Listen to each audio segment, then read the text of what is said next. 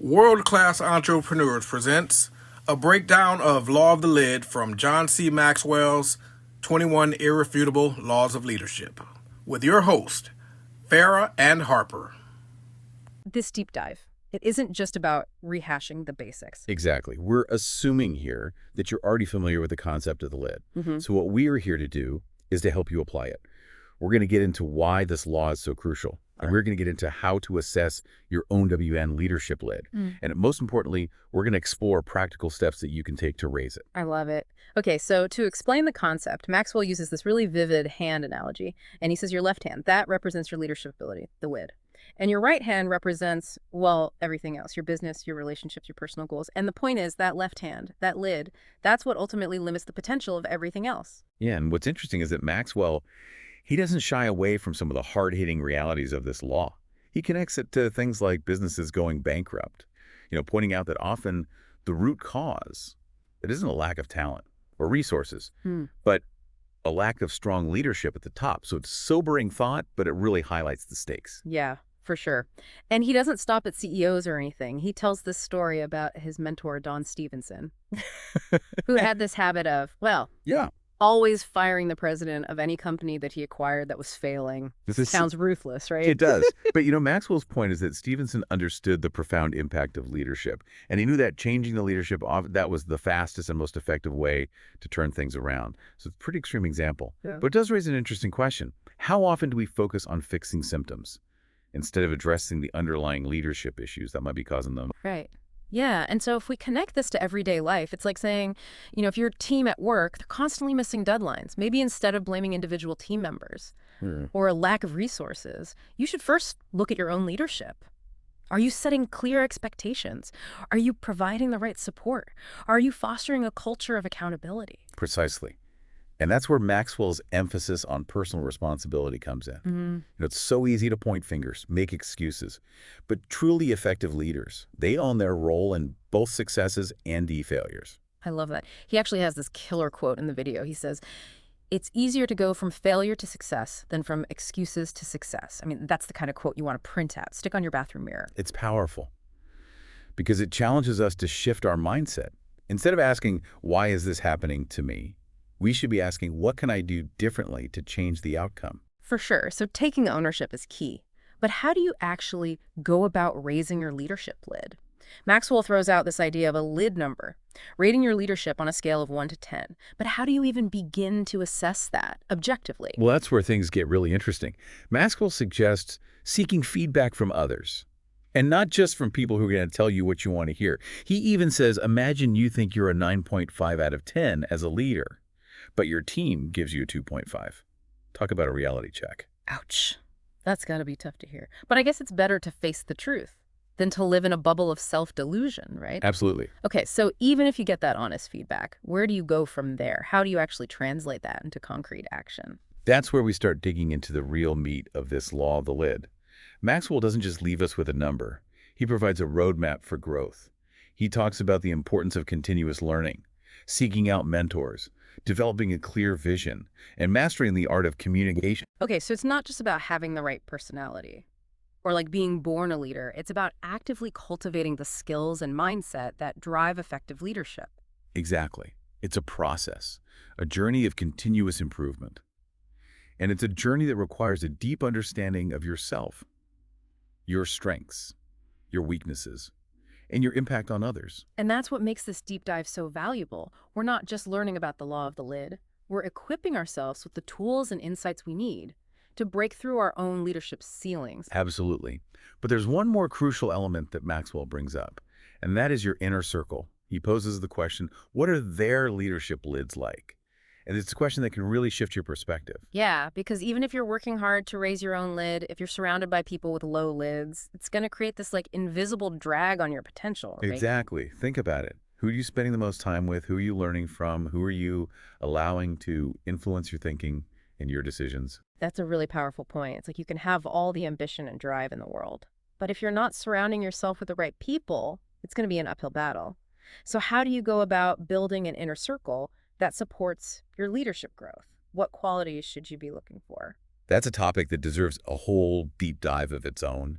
and we'll definitely explore it in a future episode. Yeah. But for now, I think the key takeaway is to be mindful of the company you keep. Choose to surround yourself with people who inspire you, who challenge you, and hold you accountable to your highest potential.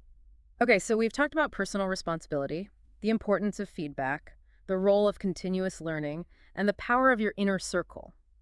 What else does Maxwell highlight as essential for raising your leadership lid? One of the most important aspects, and this is something that often gets overlooked, is the power of vision. Maxwell argues that if you don't know where you're going, how can you possibly lead others there? Right. That makes perfect sense, but how do you translate that into practical action? Well, it starts with defining your own personal vision for your life, your work, your relationships. What are your core values? What impact do you want to make on the world? Where do you see yourself in 5, 10, 20 years? Okay, so it's about having a clear sense of direction, a purpose that drives your actions and decisions. Exactly. And it's not just about having a vision for yourself. It's about being able to articulate that vision in a way that inspires and motivates others to follow you. Which brings us to another crucial element of leadership, communication. Absolutely. Effective leadership hinges on the ability to communicate clearly, to listen attentively, and to build strong relationships based on trust and mutual respect. So vision and communication go hand in hand. They're inseparable. You can have the most brilliant vision in the world, but if you can't communicate it effectively, it's going to remain just a dream. Yeah. And conversely, you could be a master communicator. But if you're not communicating a compelling vision, you're not truly leading. Okay, so vision, communication, continuous learning, personal responsibility, a strong inner circle. It seems like there's a lot that goes into raising that leadership lid. Where do we even begin? What's the first step? Well, I think the first step, it's acknowledging that leadership development. It's a journey, not a destination. It's about embracing a growth mindset. Yeah. And committing to continuous improvement. Okay, so it's not about aiming for perfection right out of the gate. It's about recognizing that we all have room to grow and then taking those first steps, even if they're small. But what if someone is listening and thinking, okay, all this leadership stuff sounds great, but I'm not a CEO. I don't manage a team. I'm not even sure I'd call myself a leader. How does this law of the lid apply to them? That's such an important question because it gets to the heart of what Maxwell is really saying. Because he's not just talking about leadership in the traditional sense of holding a formal position of authority. He's talking about leadership as a way of being, a set of principles and practices that can empower you to achieve your goals and to create positive change in any area of your life. So even if you're not leading a team at work, you're still leading your own life, your own projects, your own personal growth. Exactly. Think about it. Are you setting goals for yourself? Yeah. Are you taking initiative? Are you inspiring others by your actions? Are you taking responsibility for the outcomes in your life? If the answer to any of those questions is yes, then you're already engaging in leadership, whether you realize it or not. I like that. That's a really empowering way to look at it. It means that everyone has the potential to be a leader, regardless of their job title or their position in life. Okay, so let's go back to that idea of raising the lid. Maxwell talks about personal responsibility, continuous learning, building a strong inner circle. Are there any other key ingredients in this recipe for leadership growth? Yeah, one crucial ingredient that we haven't touched on yet is character. Maxwell argues that true leadership, it's rooted in strong character. It's about integrity, honesty, humility, and a genuine desire to serve others. So it's not just about having the skills and the know-how. It's about being a good person, about doing the right thing, even when it's hard. But how does character actually translate into effective leadership? Well, think about the leaders you admire most, the people that you would willingly follow. What qualities do they possess? I bet you'd find that most of them, they are people of strong character. They're trustworthy, they're reliable, they're fair, and they genuinely care about the people they lead. So character is what builds trust and inspires people to follow you. Exactly, because at the end of the day, people don't follow titles, they follow people. They follow leaders who they believe in, leaders who they trust, leaders who they feel connected to. And that connection, it's built on a foundation of character. Yeah, that makes so much sense. It's like you can have all the charisma and communication skills in the world, but if you're not a person of integrity, people are going to see right through you. Absolutely. Yeah. And it's not just about avoiding unethical behavior. It's about actively cultivating virtues like empathy, compassion, and humility. It's about putting the needs of others before your own and being willing to make sacrifices for the greater good. So building character is an ongoing process. It's not something you just check off your to-do list and move on. It's a lifelong journey of self-reflection, learning, and growth. It's about constantly striving to become a better version of yourself, not just for your own benefit, but for the benefit of those around you. Man, this is all really making me think about my own leadership journey. I'm realizing that there are areas where I need to step up, take more ownership, and Yeah. really focus on developing my character. But it can feel overwhelming, you know? Like, where do you even begin? I think the best place to start is with self-awareness. Take some time to reflect on your strengths and weaknesses. Ask yourself, what are my core values? What are my blind spots? How do my actions impact others? Okay, so it's about taking an honest look in the mirror and really getting to know yourself. Exactly, because you can't lead others effectively if you don't first understand yourself. Yeah. And once you have a better understanding of who you are, you can start to identify the specific areas where you want to grow as a leader. That makes sense. It's like you wouldn't go on a road trip without first knowing where you're starting from and where you want to go. So self-awareness is the first step in mapping out your leadership journey. Precisely. And then it's about setting goals, creating a plan, and taking consistent action. Remember, leadership development, it isn't a passive activity. It requires effort, dedication, and a willingness to step outside of your comfort zone. So it's like anything else you want to improve in life, you have to put in the work, right? Exactly. But the rewards are immense. When you invest in your leadership growth, you're not just investing in yourself. You're investing in the lives of everyone you influence. You're creating a ripple effect of positive change. That can extend far beyond your immediate circle. Wow, that's a really inspiring thought. It makes me want to grab a notebook right now and start brainstorming ways to raise my own leadership lid. But before we get too carried away, let's go back to Maxwell's video for a moment. He talks about this idea of the inner circle and how the people we surround ourselves with can either elevate us or hold us back. So how do we go about building an inner circle that supports our leadership growth? Well, that's a question that deserves its own deep dive. But I think the most important thing is to be intentional about the people that you choose to spend your time with. Surround yourself with people who inspire you, who challenge you, and hold you accountable to your highest potential. So it's not just about hanging out with people who are fun or who make you feel good. It's about seeking out relationships that push you to grow and become a better version of yourself. Exactly. And it's not always easy. Sometimes it means having difficult conversations, setting boundaries, or even distancing yourself from people who are no longer serving your growth. But it's essential if you want to reach your full potential as a leader. Okay, so we've covered a lot of ground here. Personal responsibility, continuous learning, character development, the importance of vision and communication, and the power of our inner circle. What's the key takeaway that you want our listeners to walk away with? I think the most important takeaway is that leadership, it's not about a title or a position. It's about a way of being.